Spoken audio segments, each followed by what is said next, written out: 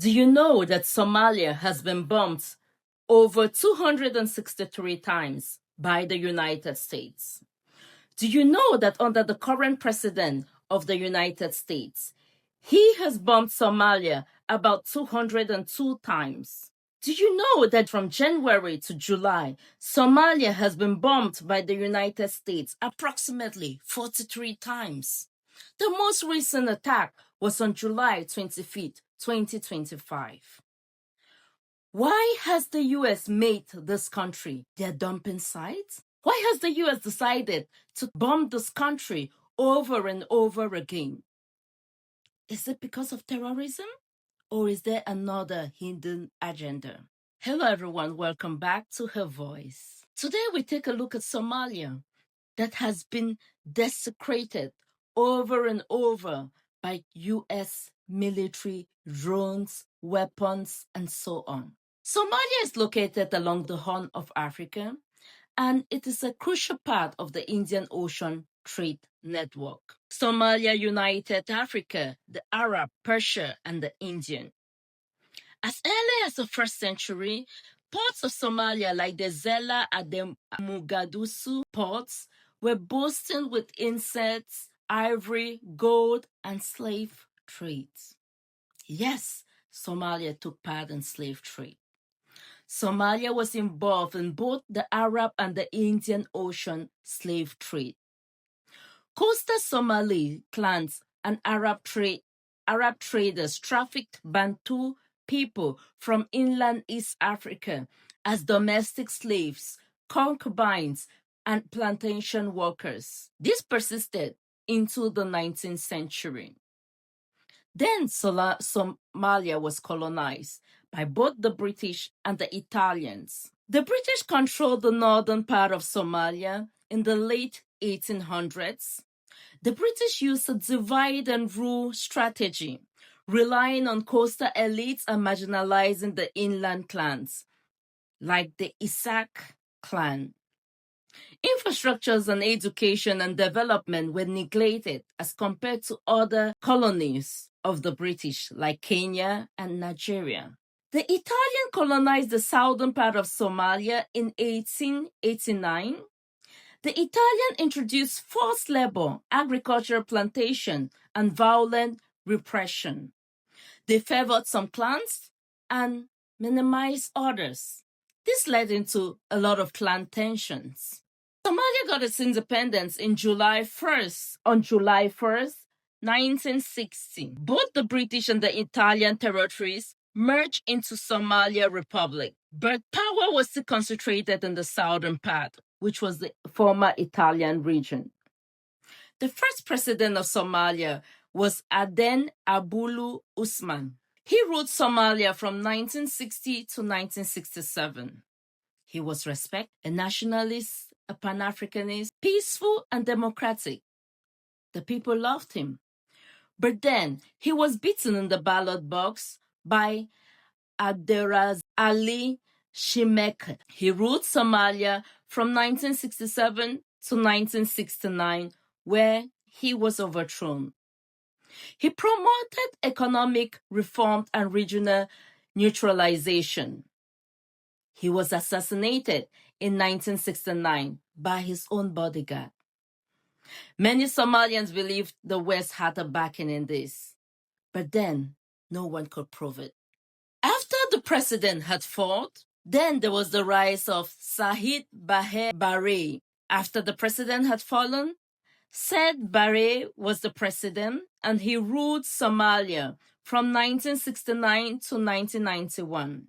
The coup in 1969, just days after Shemeke's assassination, the Major General Mohammed Said Barre seized power in a military coup. Barre imposed scientific socialism, aligning with the Soviet Union, and nationalized industries. Somalia was strategically located near the Bahr Assad Strand, a choke point for global trade.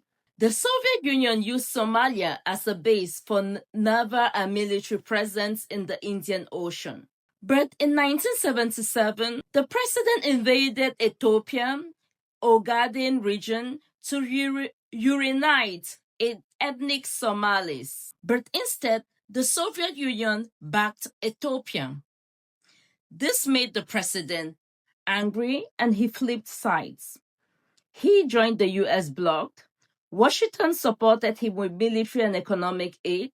But when his power had faded away, the US also dumped him. Barry was overthrown because of economic collapse, clan favoritism, brutal repression. By 1991, various clan militias, especially in the North Central, rose up. The United States stopped supporting him once he has lost strategic value. After that, there was no central power or central government in Somalia, and this led to the rise of warlords in Somalia. The rise of the warlords saw an influx of US weapons, which was strange because the US had favored the president. But when he was about to be overthrown, the same US weapons were used to overthrow him. It is said, once you lie with your enemies, you can finish that statement. Two warlords took control of Somalia. Mohammed Farad, he was the southern Mogadishu, which is the capital. He controlled the southern part of the capital. And Ali Mahdi Mohammed, which controlled the northern part of the capital. Both fought each other, devastating the capital. Foreign power armed both sides at different times. There's always the West interfering with sovereign fights. Then, in 1992, there was a great famine and sanctions by the United States. This led to hunger, drought, and death. And then, in 1993, the US decided to get involved. The UN provided food, and it is said the militia assassinated UN peacekeeping officers from Pakistan. This is where it gets interesting. Somalia is not the first country that has undergone starvation in Africa, and the US has never intervened in starvation in Africa. Why did they intervene in this particular situation? What was the reason for this intervention? There are so many speculations around the world, but let us listen to this video and then we come back and we talk about it. Well, in Somalia, the real goal was, of course, to make Somalia safe for the oil corporations. I should have mentioned that in the talk here. The mainstream media totally ignored the story about oil in Somalia. There was one remarkable article, January 18, 1993, in the LA Times, which said that 3/4 of Somalia had been conceded by the former ruler to 4 major American oil companies, Conoco, Amoco, Phillips, whatever, and that they strongly believe that there are major oil deposits in Somalia. George Bush, when he was vice president in '86, went around in Yemen and other places saying that that whole region, the whole Cape, the Horn of Africa, was very rich in oil, and they thought Somalia had really a lot of it. This explains his strange behavior as president of the United States to suddenly send troops into Somalia out of the conviction that he wanted to feed the Somalians. There are about 12 nations that have had drought and famine for over a decade. He hasn't done a thing. He hasn't done a single thing for any of them. Suddenly so moved that he actually sent troops. And how do you feed people with troops, you know? Why do you need troops? In fact, the drought in Somalia was alleviating. They'd had a good crop that year. That's the other irony, not irony, but hypocrisy of it. Well, once the troops were sent, there wasn't a single U.S. official or corporate executive who ever once again mentioned oil. The word was dropped. Didn't tell anybody. So, as you see from the video, he is talking about the invasion of Somalia, and that this invasion was not to help the people, but it was actually to cause more harm. Famine has occurred in Africa so many times, with little or no U.S. intervention. Why did the US insist on intervening in Somalia? Many critics said it was not just farming, there was something else. Let us watch this video. Let's watch this video and see what this guy says. There was rumors that the Horn of Africa has a lot of oil. So the US was there to make sure that capitalists, its oligarchs, its warmongering, powerful, rich people had their way into the soils of Somalia. These and many more were the reasons for the intervention. It had nothing to feed the people. They didn't feed the people. They invaded the people. They occupied the people. We can further listen to what the soldier is saying as he is on ground. But the idealistic notions of the general are in marked contrast to the cynicism shown by some of his men on the streets. They think there's yet another motive. There's already American contractors here bidding to rebuild this joint. You're going to tell them, that's all the Defense Department is. We're bodyguards for American contractors. That's what. And he's equally damning about the United Nations, whose mandate he's supposed to be carrying out. Stand outside the road. The UN?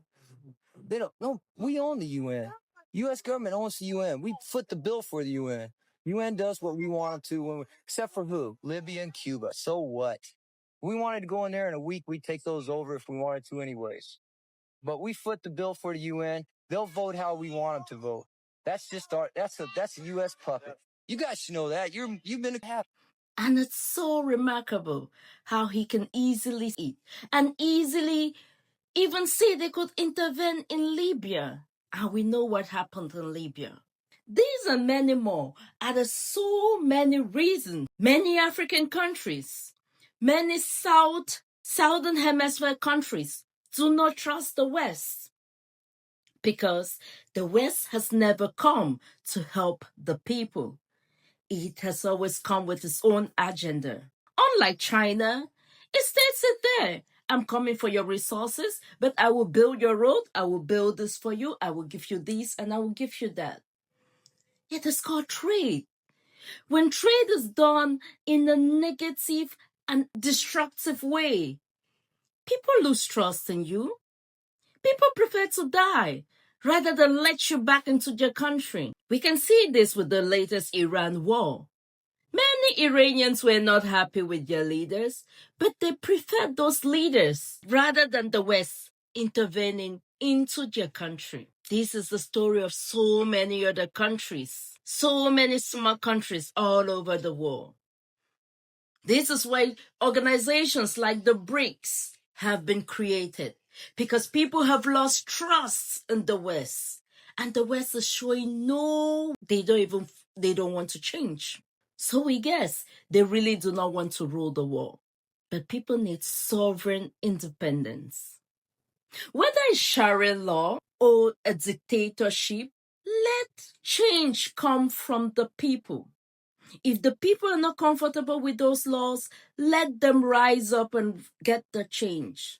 There is nothing like a regime change in another man's country. It has never worked. It did work in the past with the sovereign union, but you cannot take something that happened decades, ages ago, and you bring it into modern warfare or warfare. There is modern regime change that has been successful, especially done by the US. We look at Libya today.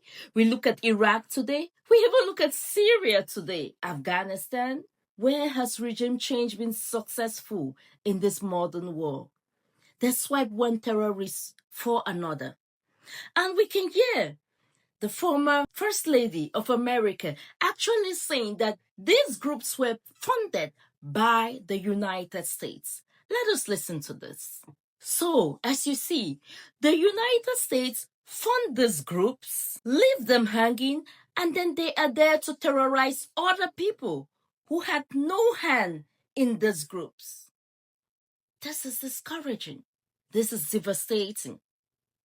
This is why so many people still do not trust the West. They said they came to bring peace, but they left behind ruins, body bags, and endless drone strikes. This is not just the story of Somalia. It is the story of what happens when global power turns your country into a chessboard. In 1993, after famine and clan war killed hundreds of thousands of people, the US and the UN decided to intervene with what they called the humanitarian act they call Operation Restore Hope. They claimed it was about food aid, peacekeeping, but on ground, it felt like an occupation. American soldiers alongside UN forces entered Somalians with tanks and helicopters. They didn't even coordinate with local leaders. They didn't ask permission. They did not act like guests. Soon these peacekeepers were accused of raiding homes, disrespecting elders, and clashing with clans, especially in the Mogadishu area, where the warlord Farah Adi held power. Somalians saw it differently. To them, the foreigners weren't neutral. They were choosing sides. They were there to capture Adi, not to feed people. October 3rd, 1993, the US launched a covert Delta Force mission to capture Adi, top lieutenant inside Mogadishu. But this mission went south fast. Somalian militias, already angry, shot down 2 Black Hawk helicopters. What followed was a brutal 18 hours of battle. Thousands of Somalians fought back. Militias, civilians, women, and even children defended their neighborhood. When the smoke cleared, 18 American soldiers were killed, over 1,000 Somalians were wounded, and about 350 Somalians were killed. The war watched as dead US soldiers dragged through the streets of Mogadishu. The US pulled out, but the war never left. There was a power vacuum, and then the US returned. After the US withdrew in 1994, Somalia was left in a complete collapse. No central government, no justice system, no stability. In this power vacuum, the Islamic court began rising, trying to bring order through local Sharia law. These courts united into the Islamic Court Union by the early 2000s. Surprisingly, many Somalians supported the ICU. They brought stability for the first time in years. But yeah, there's a problem. The US saw it as a threat. How is it a threat in another man's land? Why can't you let people do their things in their country? How is Islamic law a threat to you thousands of miles over there in the United States? In 2006, US backing Ethiopia invaded Somalia to crush the ICU. Washington feared Somalia could become the next Taliban. Are you serious? So you kill people because of your fear. Many people are scared of things that the US has brought upon their country. I do not see those people coming up with guns to kill the US. Okay? This US-sponsored invasion gave birth to the rise of Al-Shabaab. As you can see, the Somalians supported law. They supported. The law brought order to their land. They backed it. But even at that, it threatened the US thousands of miles away just because it was sharing law? I don't get it. Now the people are angry. You have just created a system that is going to birth to the worst form of terrorists. And that's what the US has been doing all over and all over the world. And they still don't see what they are doing to these countries, to these people. In the chaos after the AICC was destroyed, a radical wind split off Al-Shabaab. Al-Shabaab never existed before the US intervened in 2007. There was no Al-Shabaab. But then, after that, after what the people had voted for, after what the people supported was taken away from them, they became radical and created a terrorist group. And since then, they have had no peace. This is further pushing them down to all the terrorist lane that we can imagine. This was fueled by anger, revenge, foreign occupation, and Al-Shabaab grew. It keeps on growing. And around 2012, Al-Shabaab pledged its loyalty to Al-Qaeda, not because they loved bin Laden, but because they wanted funding, fighters, and global recognition. So when they tell you Al-Qaeda was always there, ask, who created the environment for it to grow? Since 2007, the US, through African, has launched thousands and thousands, almost 263 drone strikes and raided on Somali soil. The current president himself has launched almost 202 of the strikes. Now it begs the question, is this just for Al-Qaeda, for Al-Shabaab, or is there another hidden agenda to all of this? As we all know, the current president of the United States brands himself as a leader of peace. But a leader of peace, having bombed one country with drones over 202 times? It begs the question, is it just Al-Qaeda, or is there another issue? We know that Somalia is located in the Horn of Africa, and that is a major route for trade, especially by the Chinese. And also the growing Chinese influence in Africa, especially around the Horn of Africa, countries like Timbuktu, Kenya, brings about fear. But why should the people not look to the Chinese? They have looked to the US. The US has always come in with alternative interests. But at least with the Chinese, you know, you get what you get. They are upfront. They tell you they will build the roads, and they build the road. They do the infrastructures. That's not what people get when they do business with the US. So now, is this just because of Al-Qaeda? Or is it because of the Chinese investment in East Africa? Or is there another reason why this country is being bombarded so many times by the West? And nobody talks about it. It doesn't make headlines. It is just silence. It is said the US uses Somalian land to test their weapon. When they have a new weapon and they know and they're looking for where to test to see what goes on, they test it in that area. Now also, Somalia has oil. Despite all these bombings, we still have international countries drilling on how is that even possible? That country has been sanctioned, has been bombed, has been persecuted, but yet their minerals have not been persecuted. Why don't you just persecute and stop people from taking their minerals? The Somalian people don't see money that comes from this minerals being taken. They have no schools, no hospitals, no electricity. But then when they come to the US, you have people telling them not to bring in their culture.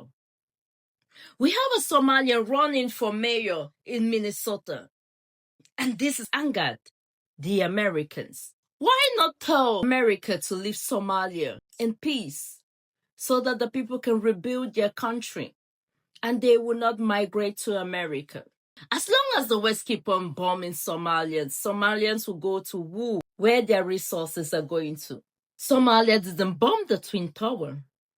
Somalia didn't invade Iraq. Somalia didn't fund terror in Libya or Syria. Yet, for decades, it's been bombed, invaded, sanctioned by the West. When are the children of Somalia going to have peace? What is the African Union saying? Where are the voices for Africa, for Africa? How do you sit there and you watch your brothers being used and tested and bombed over and over? Don't get it wrong. I'm not advocating for terrorism. No, terrorists should get out of Africa. What I'm saying is this: the conditions for terrorism to grow and be and enforce and spread It's always created by one country invading another country without permission. Africa didn't know all this terrorism and all these things. Africans did not know it. The instability of the Middle East is affecting Africa in all forms and all shapes, and this needs to stop. The African Union needs to man up, or if not, it dissolves that occultic organization because it has done nothing for the African people. If you cannot intervene when an African country is being bombarded this many times, then what is the need for a union? What is the need for that union? The children of Africa are crying. The children of Somalia are crying. They need peace. They need their land. They need their resources. Thank you all for watching Her Voice. Have a nice day.